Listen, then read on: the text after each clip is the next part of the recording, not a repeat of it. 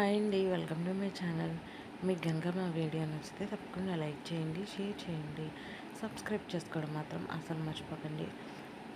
ఇంకా మహాదేవయ్య వాళ్ళ ఇంటికైతే వాళ్ళ అత్తయ్య అయితే వస్తుందన్నమాట.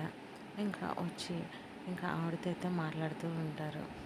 భైరవి అయితే చెప్తుంది, మా ఆయనకి పిల్లలంటే చాలా ఇష్టం.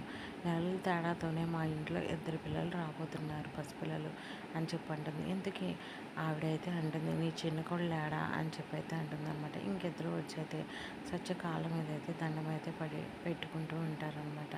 ఇంతలోకి సజ్జ కోసం అలా తోడుకోవట్లయితే మామిడికాయ ముక్కలు అయితే కోసుకొస్తుంది. చూడు, పచ్చి మామిడికాయ ముక్కలు నీకోసం అత్తయ్య తెప్పించారు అని చెప్పి అంటుంది. ఇంకా సత్య అయితే ఏమీ మాట్లాడదన్నమాట. క్రిష్ వైపు చూస్తూ ఉంటుంది.